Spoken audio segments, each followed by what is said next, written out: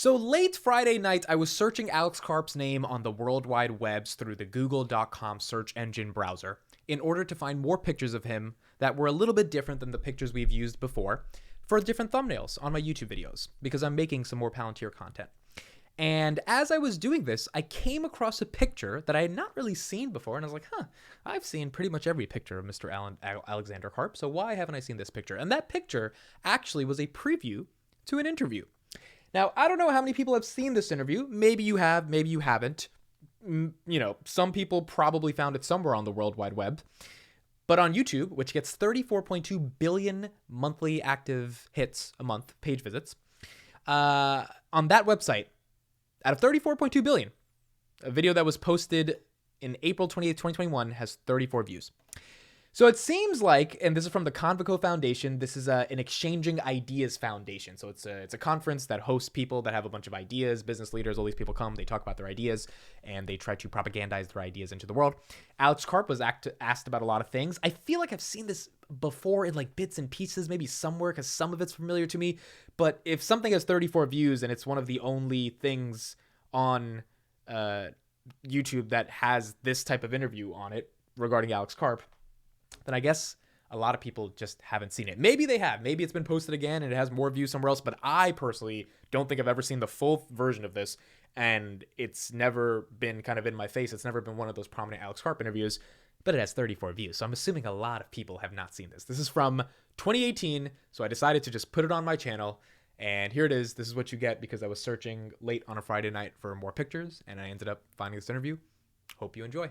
I'm honored, delighted, and very happy to welcome Alexander Karp, who is the founder of Palantir, and Stefan Oschmann, who is the CEO and the chairman of the executive board of Merck. So you already met them during the starter, and this year, as you know, is the subject, the multiple futures of capitalism. Wir sprechen Deutsch und Englisch gemischt, weil wir heute Abend eine Gruppe sind. Eigentlich würde Alex und Stefan lieber Deutsch sprechen. Also es gibt Sequenzen, die wir in Deutsch machen, but in general we speak English, yeah? I think that's fine. So, I think everybody has heard of Palantir. But nevertheless, Palantir is still maybe an enigma. I'm sorry to say so. Even for me, who I tried to get prepared, Alex, it's not easy for a non-technical person to understand really what Palantir is doing and about what it is. In Germany lately, we have read many articles, and some of them were like, what is happening, especially in Hessen? You know, people were very worried because you deal with big data and the analytic big data, right? But there's a very positive side, which is maybe often overlooked, that you prevent terrorism. So I gave now some keywords, and please tell us a little bit about Palantir. You founded it in 2003, so it's a young company, really. And I think it's a unique company, what you're doing, no? I hope so. Yeah, so the idea, I guess maybe I'll explain a tiny bit of the history and then what we actually do. And then one of my critiques of myself, I'm a former reformed academic, so I have a tendency to focus on exactly the problems that no one's interested in and go into detail, especially there. But so interrupt me if I'm not providing something interesting. But we had an idea of taking a methodology for visualizing data that was used to stop cyber criminals at PayPal and bring it into the intelligence community to stop terrorism.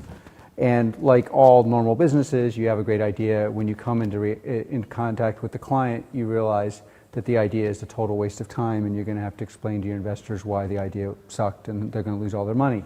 So we discovered that, in fact, what you need to work with intelligence services, you need to be able to rework the data so you have it in one place, but without moving the data. So we sell anti-terror software in the whole world, especially actually in Europe. That was our whole business until 3 years ago, 5 years ago, but then 3 years ago we launched another product which has been very successful. And what the product does, if you're in the German context, you'll have read a lot of articles about how hard it is to protect data because the data is in different places. Our product brings the data together and then does it according to the most strictest laws in the world, which are European law, so that you actually only see the data you're allowed to see. And the end result is, without violating cultural or societal norms, you can actually find terrorists much more efficiently, which has been the case all over the world and especially in Europe. And so that was our core business, and now we've rebuilt a product in the commercial sector where we do roughly the same thing, and it's applied to lots of industries. I guess the core idea of Palantir actually was not technical; it was philosophical, and the philosophical idea was Hegelian. In German philosophy, I have a PhD in what amounts to German philosophy. Für Deutsche war Sozialwissenschaft ist nicht das Gleiche. But this concept of Aufhebung, which doesn't really exist in the Anglo-American context, which is the idea of removing something, but etwas aufgehoben zu werden would be more in English like to make something disappear by reconciling, by using a different philosophical model. So you remove a contradiction, but it's not exactly the same as remove in the German context. Our idea was to remove the contradiction between fighting terrorism and preventing and protecting civil liberties or data protection. So typically, you have to choose. People say you have to have no data protection or no civil liberties in order to fight terrorism, or you have lots of civil liberties and bombs are blowing up. And we believed you had to solve both problems at once. And you had to do that because otherwise you'd never have a consensus. And that, quite frankly, almost killed the business because our investors, who were largely American, said no one's going to pay for that. And we think it's stupid, and if you tell people you're interested in data protection, they'll think your product doesn't work. And then years later, we're the dominant platform in Northern Europe, which is something that is not known and we don't talk about publicly, but it's the dominant platform because it's very hard to actually protect data and find the terrorists. You can protect the data and not find the terrorists, or you can find the terrorists and not protect the data. That doesn't work in Northern Europe. It does work in other places. And that's basically our business. And we're in 40 countries, 2,000 people. Most of our revenue now is commercial. We have lots of partners. Yeah. Thank you. Stefan, you work with Merck, also with Palantir, right? I read. Do you want to give us a little insight from your point of view? When was it that we met, Alex? Maybe 3 years ago or so? And I'd been talking to a scientist who had told me that one could use the same mathematical or software approach to find terrorists for finding, let's say in a simplified way, finding cancer cells. And then one of my colleagues said, if we want to apply that logic, you need to talk to Palantir. They are the leaders in that area. And I said, okay, let's bring them in and let's have them make a pitch. That's what you do in a company. If you have a potential supplier, you ask them to make a pitch, and then the response from Palantir was, no. We first want to get to know you to see whether we will basically whether you will allow us whether we will allow you to be our customer. I'm exaggerating. Exaggerating slightly.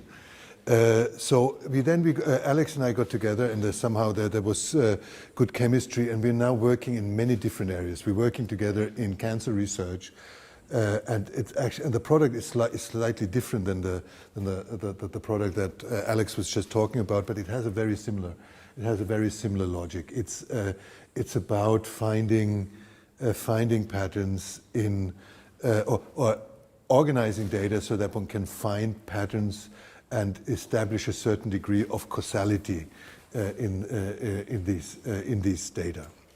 We're working in supply chain, we're working in manufacturing, and I think you're working for quite a few German industrial clients. I think it's public domain that you're working for Airbus, that's correct. You're working for several German companies, and the interesting thing is that this whole technological revolution that has been pioneered in this government area is now basically applicable to almost anything. And then we're working on a very secret project.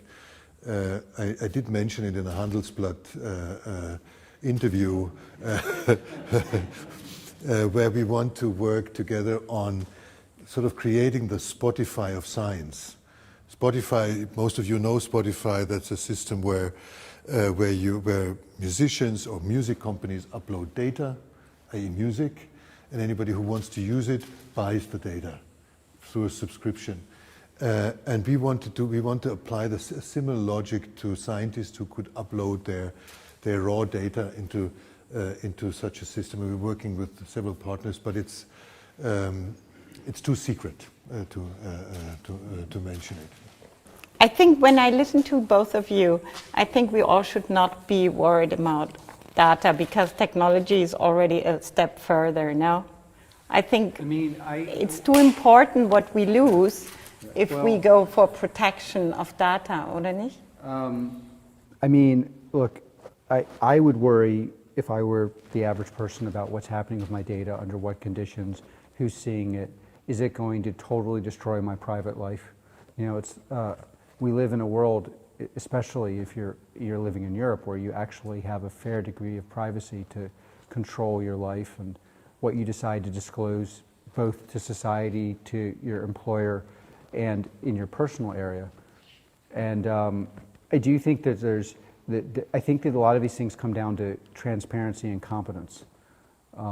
Do you disclose what the rules are? Are the rules enforced? And can you be sure, without relying on a software engineer, that the rules are enforceable?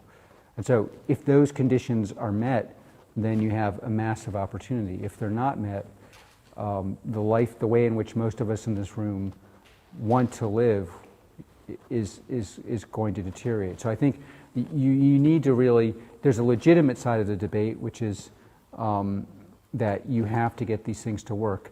There's the Luddite side of the debate, which is that we're going to throw out all technology that won't work anyway. Okay, before you told me that you prefer working in countries where there's a lot more regulations for data protection, right? Your company can work. It's an advantage for our business.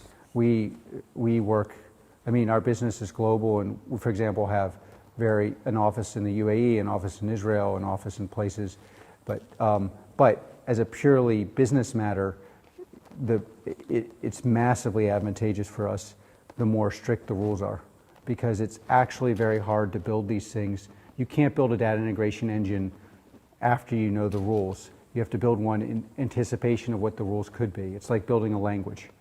And so we believe one of the caricatures of our business in Palo Alto is that we're both in bad and in good a little too German. So we spent years figuring out how we would build this, and then implementing. The marketing sucks, but the product is phenomenal.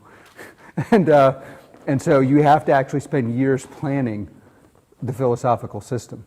But if you've done that, then it's very elastic. That would be the term we would use. It's very elastic, meaning if we do very well in Sweden, we do very well. Denmark is public knowledge. The whole country uses Palantir. Why does it use Palantir?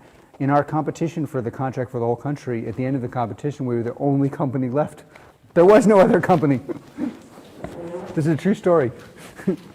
So we like that. I personally, but we like it also for more. The reason we started this was for moral reasons. I do think, to the topic of what does it mean to live in a capitalist society, part of it has to mean that you have a right to have your own space where you don't have to disclose if you don't want certain aspects of your life. Mm-hmm. Stefan, what do you think about it? Because big data is for your business very important, right? Because you have more insights about diseases and you can get better medication. I had recently asked my HR department to look into where we have hired most people over the past couple of years, and it was data scientists. We have physicists, we have chemists, we have biochemists, pharmacists, medical doctors, but the biggest hiring wave we had for data scientists. So that tells you how important that is. We are dealing, just in a way, when you're talking about your government business, we're dealing with ultra-sensitive data, patient data, genome data. And there is this move away from, and I think it's an important topic, it's away from data protection toward data sovereignty. And that means that the individual has the right and the technological possibility to decide where he or she wants to make the data available or not. And that's a technological question. I think that if you work in such extremely sensitive areas that we actually need stringent and effective regulation. The problem with regulation in some European countries, in some areas, is that it's stringent, but that it's not effective. And there we need to move. Yeah, I like this idea of, like, obviously you want the individual to be able to weigh in. For example, me personally, you have this debate in America where people would rather live longer, as long as possible. I'd rather be able to have a great personal life and live less long. So that's my decision. You know, if I say something like this, people tell me always, you're too young to judge. But the thing is, you need a way of enforcing what the rule is to a third party and have transparency. And these things, although the technical means you work with commercial data and the technical means you work with are actually strikingly different, the requirement to be able to work with data at scale is obviously absolutely crucial, because this is how you make cancer research, other research work better, while simultaneously being able to show people that you're only working within the bounds of what they have agreed to. You said before the moral aspect of a business. Yeah, it's a big responsibility in your hands. You founded something, people trust you, that you run the company with according to certain rules. Yeah, people have to trust. This is a big problem for the average person these days with all the companies in Silicon Valley. And I think that's why people get frightened to share data. Should people be frightened, or how can we do this that we are safe, or that people have a safe feeling? And how can we ensure that the CEOs of these big companies really act to moral rules? Can I interrupt for 1 second? I think people don't trust you. I mean, those people who know you trust you, but the people at sort of the general public doesn't trust you, and they don't trust me either. And trust is a big problem in today's society. When we talk about your actual topic, the future of capitalism, there is a U.S. company called Edelman, and they do a trust barometer, so-called trust barometer. And trust, they've been doing this for more than 40 years now. And trust in institutions, be it government, be it companies, be it roles like politicians, CEOs, or so, is at an all-time low. Interestingly, up until last year, the most trusted country in the world was Germany. Okay, that was in China. Wherever you go, Germany was the most trusted country in the world. The German trust in German has taken a nosedive, an absolute nosedive, because of Dieselgate. So trust is not there. If we look at absolute facts, if we look at societal development, we just had a discussion about inequality. I personally believe that outside of the US, inequality has not increased. It has actually, it has decreased. If we look at health, if we look at longevity, if we look at any sort of important parameter, and I keep quoting you, Justin, and Hans Rosling, you look at the facts, the world is a much better place than it ever was. There is less war, even when taking Syria into account. There is less murder, there is less crime, there is less terrorism even than ever before. But people don't trust the system. That, from my point of view, is the actual crisis of capitalism. Do you agree? Well, I mean, there's always, when I was an academic, I wrote my dissertation on an essay by Adorno, Jargon der Eigentlichkeit, which something translates the jargon of actuality. And of course, everything in the Frankfurter School was against Heidegger. It's an internal fight, but in any case, it was against a certain essay. But there was a very important point in this poetry from Adorno, which is that you always have to look at the truth behind salacious, invalid accusations. And so, like, what is the true? What are some of the true reasons people don't trust institutions, or in this case, Silicon Valley? And I do think there's this one issue that Silicon Valley companies are not only tone deaf to, but it's like there's a question of who decides how society works, the society or Silicon Valley. So you have this Primat des Staates. Is it Silicon Valley or is it sovereign nations? And I think one of the things that gets Silicon Valley companies, there are a lot of things that get Silicon Valley companies into trouble that I think are our fault, like, you know, that they go from nothing to something, but I do think there's this, it's never clear when you're talking to the large, especially consumer internet companies, do they believe they're subject to their own laws or to the laws of sovereign nations? And this is something that irritates people legitimately.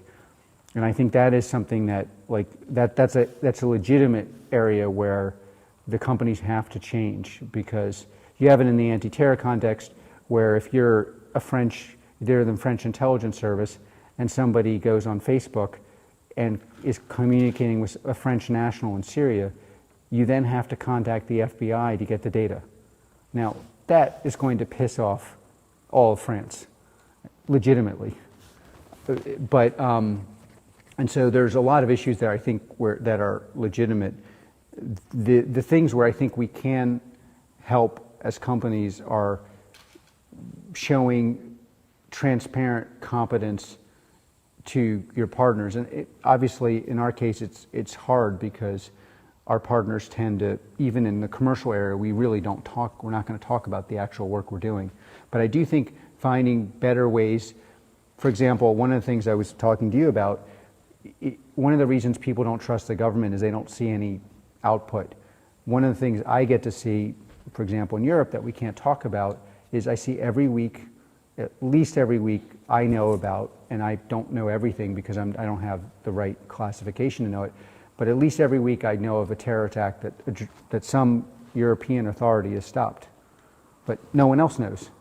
I think if people actually knew how many terror attacks have been stopped in Europe just in this year, that would change people's idea of, like, am I just paying taxes? Are they doing anything? What's going on? The people have this, creating transparency where things are working well, I think, is something that we could do a better job of. But then I think there are things that are legitimate critiques, like, you know, why would European countries sign up for their whole media landscape getting destroyed and the people doing it pay no taxes? Like, that's not going to work out well as, like, creating trust. And so you have to have... True. When, you know, can governments live without companies like you anymore? And, you know, also cybersecurity, Google, for example. I think the US needs Google for certain aspects in cybersecurity. For terrorism, they need Palantir. So how much is the state really independent any longer? Well, again, it depends whether you think that the state, it's just like, I believe that there should be very strong, the company should have to follow the rule of the law of the land. But that actually puts us in, obviously, officially, every company's following. But do you have, for example, under the old leadership, you have a lot of companies that are clearly trying to build dominant platforms to control every aspect and would prefer a world where they're sovereign. And that isn't going to work. So you're going to have software companies and other companies providing. I mean, this was always the case. If you look at industrial development, pre-war Germany, post-war Germany, pre-war America, during the wars. Silicon Valley only started because, the radar devices that were used in World War II were built in Silicon Valley. The way of listening in on the communication against Germany was built in Silicon Valley. The whole way in which people built stealth things, that was all built together with Silicon Valley engineers. Just like if you look at the way in which a lot of the industry in Northern Europe was built, there was a military application in the beginning. The question is who controls this, under what conditions, and do people believe there's a control?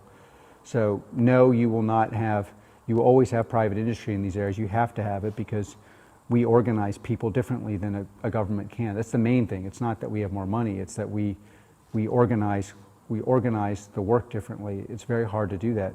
Just like it'd be very hard to do research. Like you want to look, I meet his people doing research. These are people that are going to be unhappy working in a government institution, but they get specialized environment. But then it has to be clear that companies pay local taxes, that they follow local laws, that they understand they're going to have to do that they can't be circumvented. That they have to understand, because at the moment they don't do it.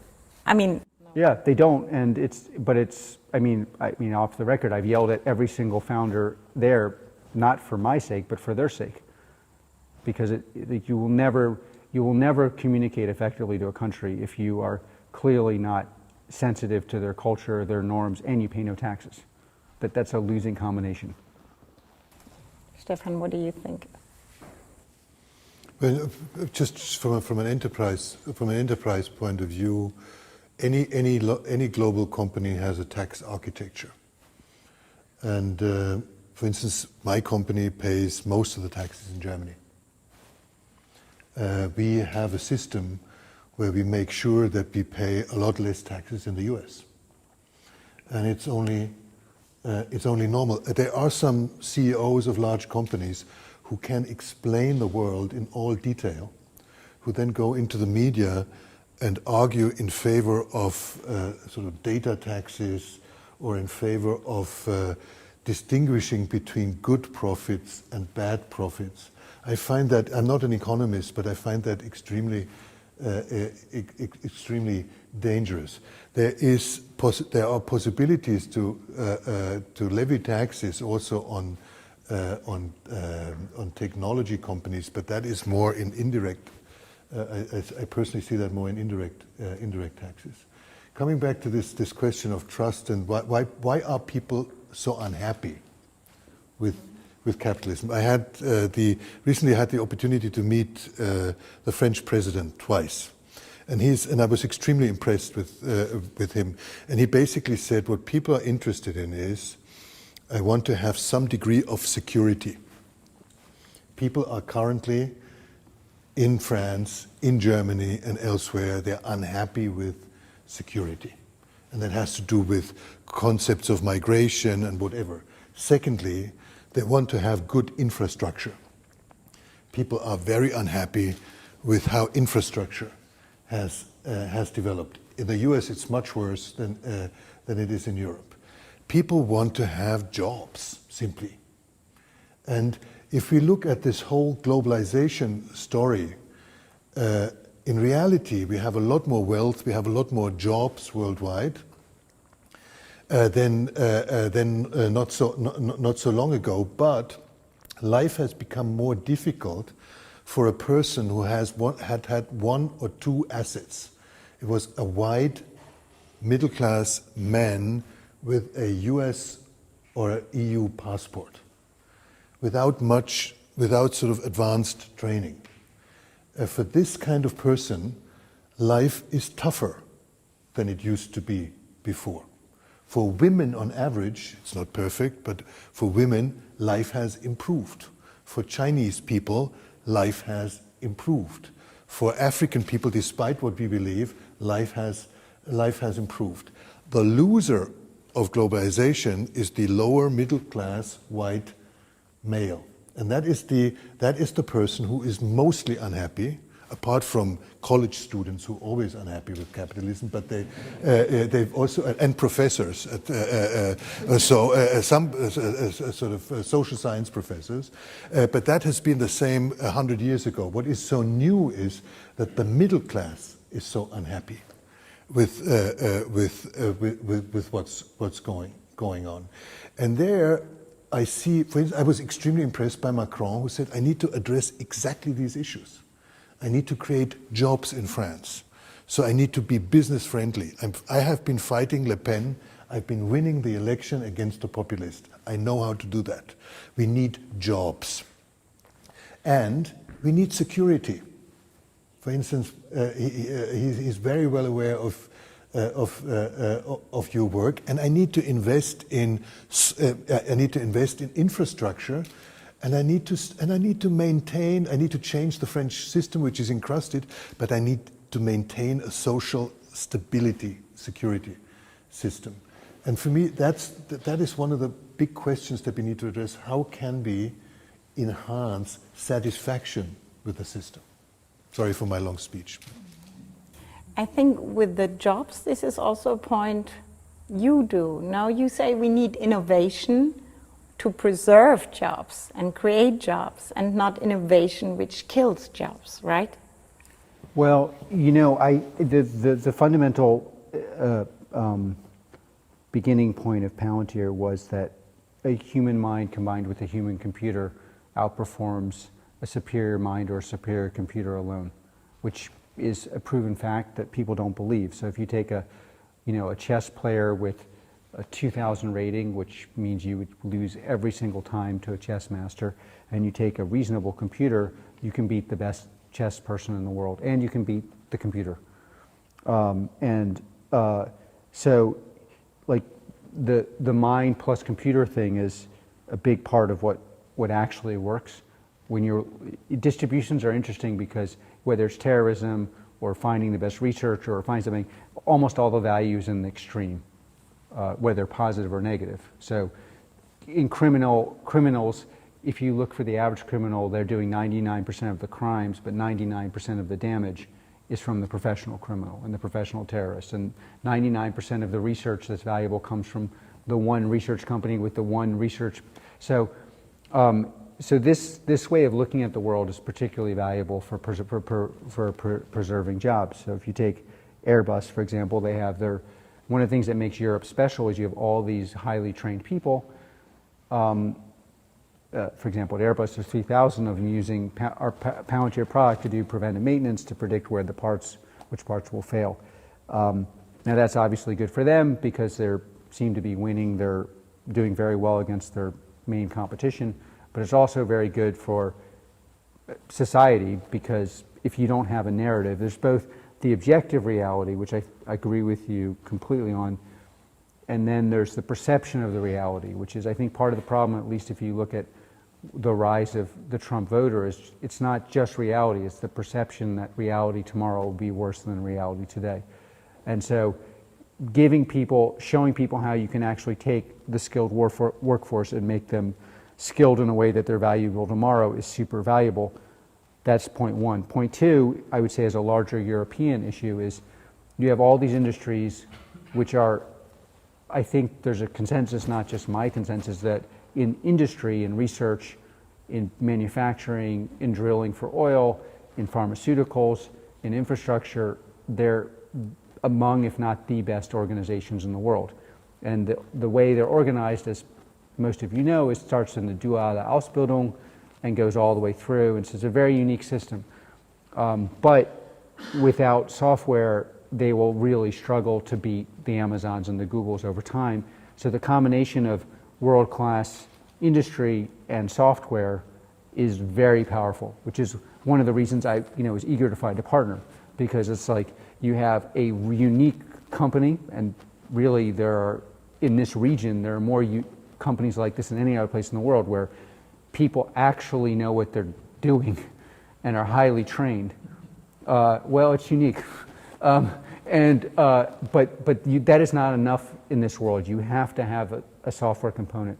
So if you can get that company and their Fachkenntnisse into a software platform and extend it into an ecosystem, as we've done already with Airbus, and you can do it, you can end up really being dominant, and as we plan to do on our super secret project, you can actually maintain. You cannot say dominant in Europe if there's lawyers in the room. Antitrust, antitrust. You can win in a way that's permanent. Yeah. Leading. Das ist der Grund, weshalb ich nicht reden darf auf English. It's really funny. No, I know it's funny, but like the lawyers won't let me speak anywhere in English anymore. This is like because I'm always saying things I'm not supposed to say, like we want to build, but apparently no one cares what I said. But in any case, you can build a position that's structurally advantageous to you and disadvantageous to people competing against you. And so, but again, this combination of you have something that's the mind and you have software writ large is exceedingly powerful, and it's powerful for the companies you work with, but it's also particularly important morally, because I don't think if you don't have a narrative about why the average person or the educated person or partially educated person is going to have a job tomorrow, I think you get populism in every country, and I think that's what you're seeing in the West, maybe for slightly different reasons, and it's dangerous, as you know, any historical analysis should. What worries you at the moment most? Is there something where you think there is a danger? Well, I mean, democratic societies, the people I would vote for are not doing well.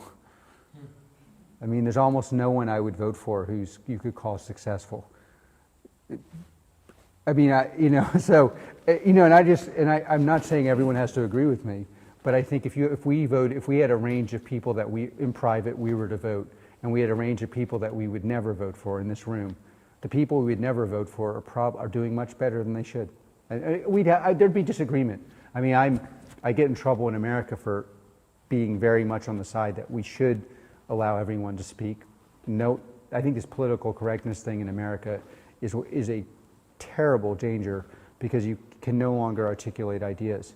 But be that as it may, if we voted in this room, the distribution would probably be here and here, and the people we consider viable, you know, I think they're not politically where they should be. I think that's kind of obvious, and then how do you change that? There's this trust issue. Once you lose trust, it's very hard to get it back. And then, of course, there's all these technical things that people always want to talk to me about, but you know, they exacerbate these problems.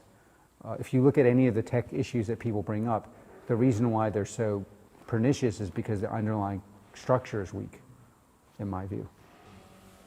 And I worry about, I don't know, I would very much agree with Alex that the political discourse is completely dominated on a global scale by, where that is possible, by either, although these old political categories don't really work anymore, but let me say by either right-wing or left-wing populists. And they totally dominate the political discourse, and that results in some of the factors that we see today. In reality, we have huge opportunities and we have huge problems to solve. We will live in a world of 11 billion people. That is an absolute fact. There will be 5 billion Asians, 4 billion Africans, and 2 billion the rest of the world. We need, and population will not grow beyond that, because actually there will never be more babies in this world than we have right now. So the growth will not continue, but these cohorts will come into will carry through. We need to feed this world.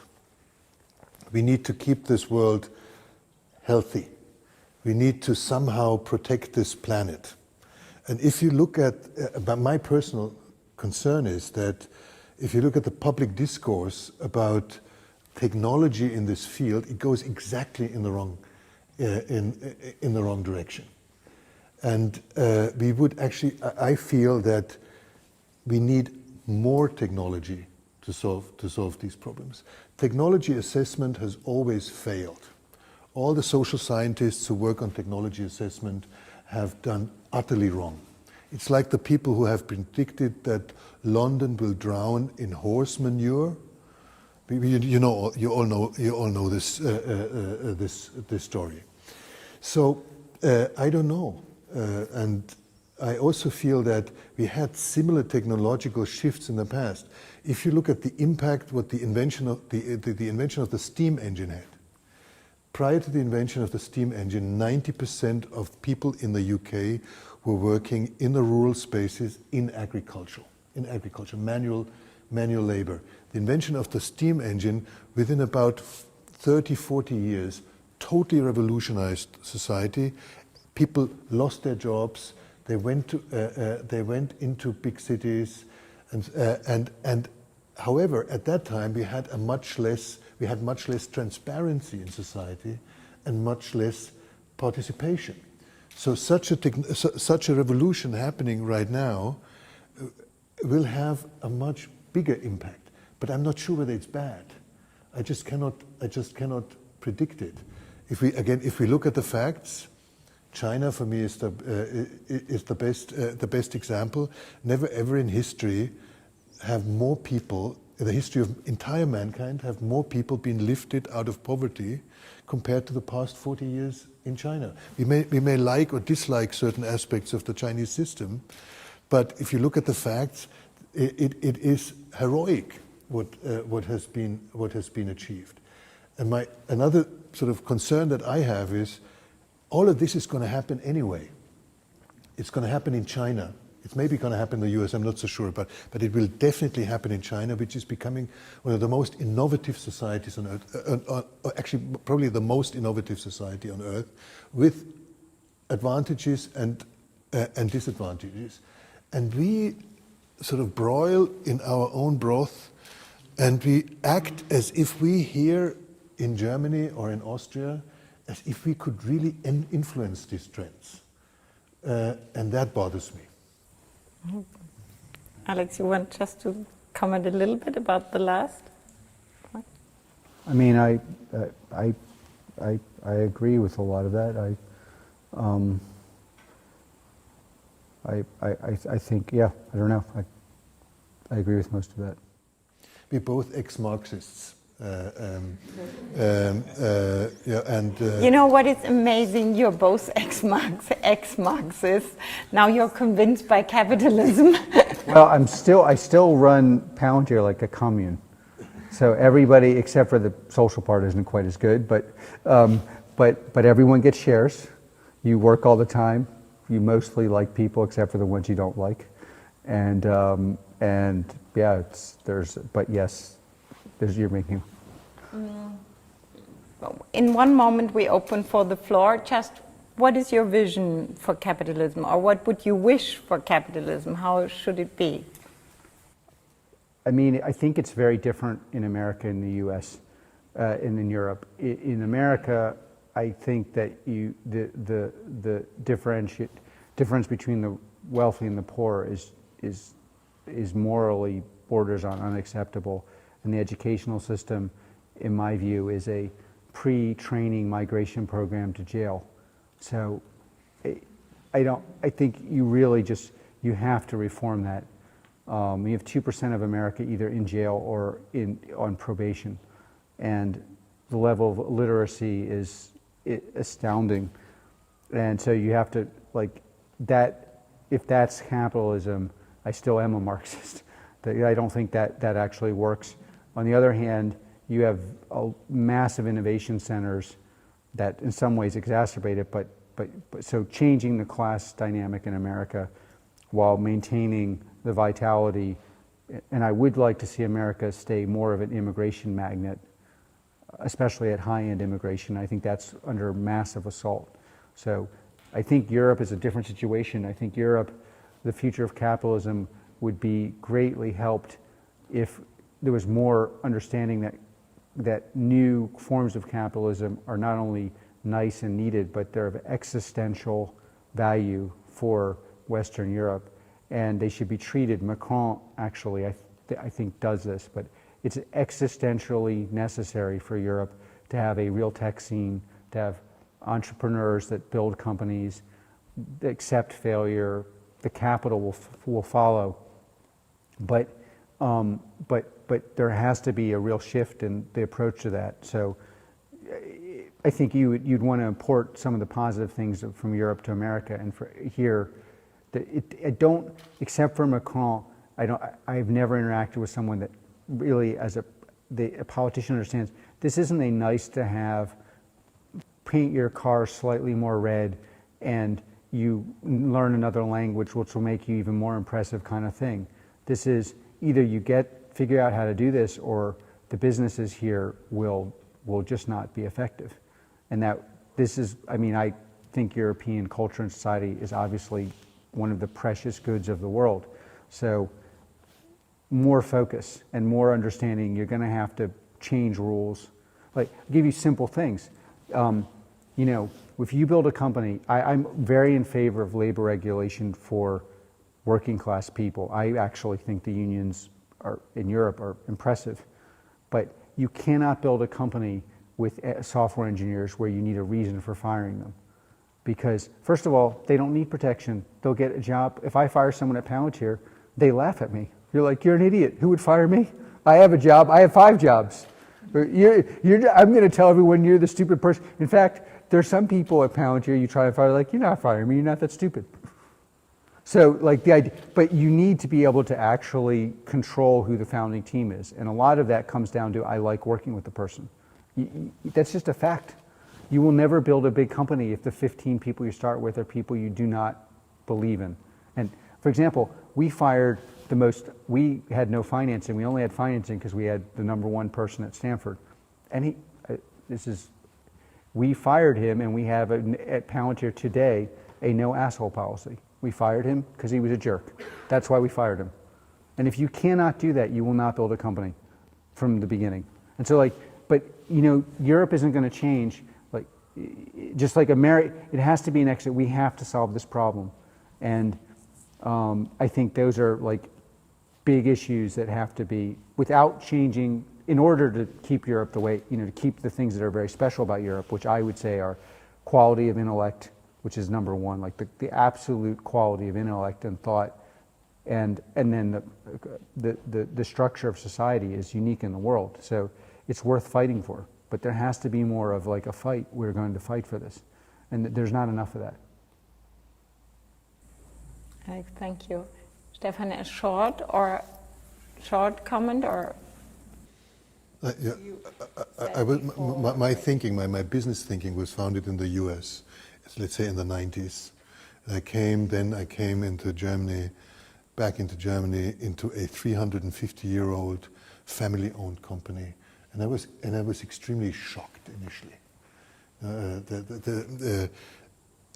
the owners would say, so, but what you do, what impact will that have on our workers? And I found that actually appalling initially.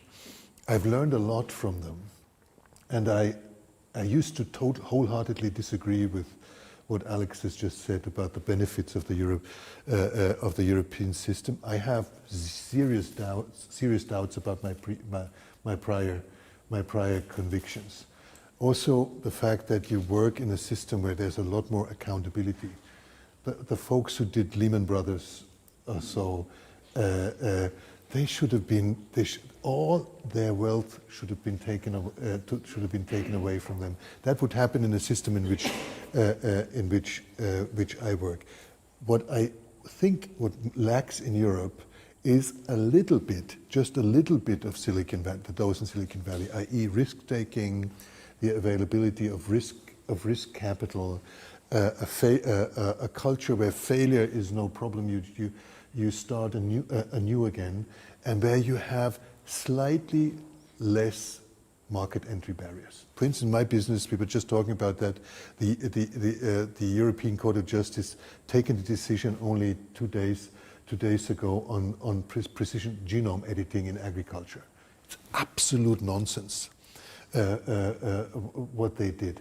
So I would love to live in a Europe which maintains the strength that Alex has portrayed, but that opens up more to innovation. Okay, great. Thank you both.